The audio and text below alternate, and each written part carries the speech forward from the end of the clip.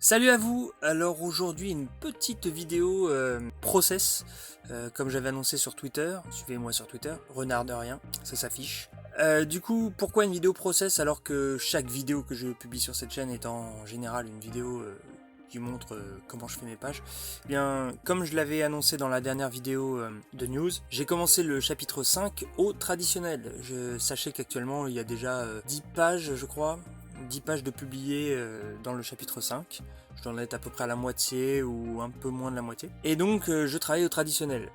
J'ai déjà expliqué, là vous n'allez pas voir comment je dessine. Donc je ferai sans doute une autre vidéo un peu plus courte me montrant en train d'ancrer une page, enfin de toute la phase crayonnée et ancrage. Il faut juste que j'arrive à fixer ma caméra sur un trépied assez haut et c'est pas évident parce que j'ai pas le matos adapté. Mais il y a moyen de bidouiller un truc. On verra ça plus tard. Non, cette vidéo aujourd'hui, c'est plutôt comment je fais pour passer d'une page complètement...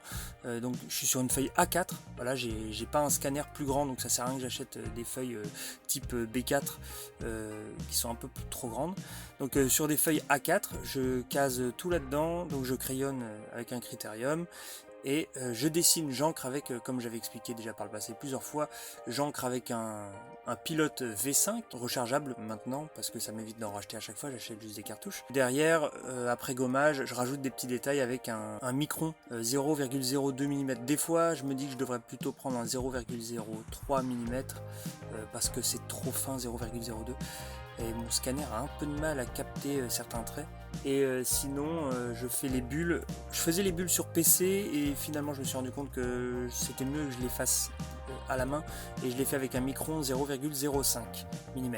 Parce que le micron, qui a une pointe un peu feutrée, tient vraiment bien au papier. Enfin, ça fait vraiment une continuité. Alors que si je prends mon pilote V5 qui est aussi un 0,05 mm pour faire les bulles, ça sera pas parfait, ça va peut-être un peu baver même si je fais pas attention. Ça va trop se diluer, l'encre liquide elle va trop se diluer dans le papier si je reste trop longtemps, si je prends trop mon temps.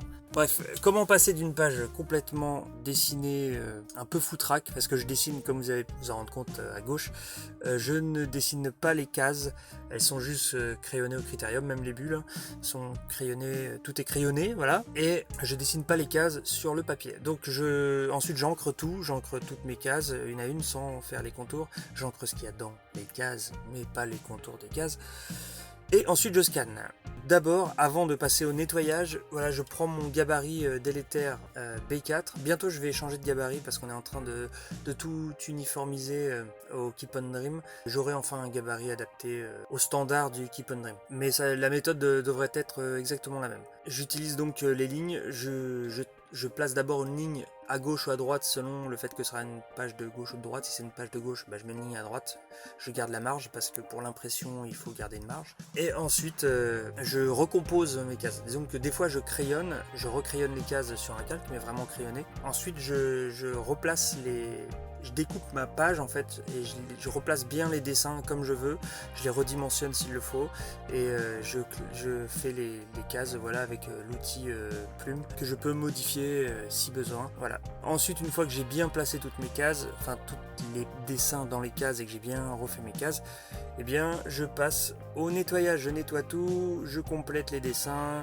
je mets du noir là où il faut du noir. Ensuite le tramage, voilà. Je vais vous laisser le tramage là, mais c'est pas vraiment, je vais pas m'attarder sur ce détail là puisque vous avez déjà vu moult et moult fois sur mes anciennes vidéos comment je tramais sur Manga Studio ou avec des trames que j'ai enregistrées à côté. Quand j'ai la flemme d'ouvrir Manga Studio, j'ouvre juste mes fichiers de trame, je les colle et je les mets en multiplié et je gomme ce dont je n'ai pas besoin. C'était une petite vidéo, comme vous pouvez vous constater. J'ai quelques projets pour la chaîne, des formats plus courts avec les shorts, mais bon, pour le moment je suis concentré sur mon chapitre 5 et j'ai un peu de mal à me déployer du temps.